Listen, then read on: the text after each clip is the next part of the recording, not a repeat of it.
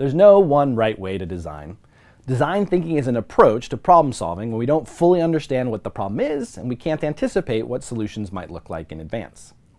Here at MIT, design thinking is used in the mechanical engineering department to create new products, in the MIT Media Lab to develop new software, in the Sloan School of Management to imagine new businesses, and in many other places across the campus. In all of these different schools and departments, people describe their approach to design differently. But what every approach has in common is the belief that innovation fundamentally comes through iteration.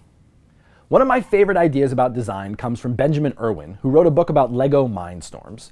Ben explains that building a robot that works involves building a robot that doesn't work and then figuring out what's wrong with it. To me, that captures the spirit of prototyping, testing, and refining. Even with this common spirit, during the interviews and case studies in this course, you'll hear different terms that are used to describe different parts of the design thinking process.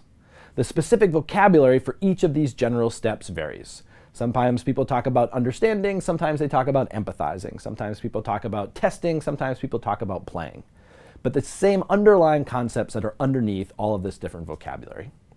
So for this course, we've developed a design thinking process that influences our design work here at MIT's Teaching Systems Lab and connects to the engineering design process practiced by MIT professors who we've interviewed for this course. We've chosen a language that we found accessible both to very young students as well as to teachers and school leaders. For the assignments and exercises in this course, we'll use a design process with 6 phases: discover, focus, imagine, prototype, try, and then reflect and share.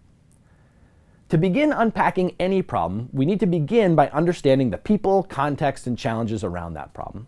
Our process begins with discover. In this stage, designers get to know their users' wants and needs through interviews, research, and observation. The goal of this stage is for designers to develop enough of an understanding of a user's life and context to design from a place of empathy.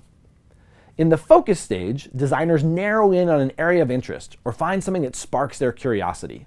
It's where they identify and set some boundaries around a challenge to find a problem that's actionable and can anchor their subsequent design work. In the next stage, imagine, designers then brainstorm possible solutions. It's important that this stage be just that, imaginative. There's a wide range of solutions to any problem, and this is a stage in which designers should feel like they can propose any new ideas without judgment. In the next stage, prototype, designers begin the iterative process of building solutions. The goal of a prototype is to create something that articulates a designer's hypothesis. Prototypes can be sketches, models, devices, drafts, storyboards, software wireframes, or anything else that lets a user interact with a solution idea. The designer tests their prototype with users in the next stage, try, in order to identify what parts of their solution work and what parts can be improved. After trying something out, designers reflect on their efforts and share their insights with others. Often these phases of prototyping, trying, and reflecting and sharing need to happen over and over again for solutions to improve. Sometimes in this process, you'll come to a better understanding of a user or a context of a challenge, and that requires you to go back to the beginning and rethink the whole problem. We draw the design process as a cycle, but it really involves lots of cycles of iteration nested within a larger process. The early phases of the process, discover, focus, to some extent the beginning of imagine, they're all about problem finding, understanding what kinds of problems would be worth addressing. The later phases of the process, imagine, prototype, try, and reflect and share, are how designers iterate through different ideas to find effective solutions. As the saying goes, the map is not the territory. We shouldn't confuse the representation for the actual process of design thinking, which is messy, contingent, and contextual.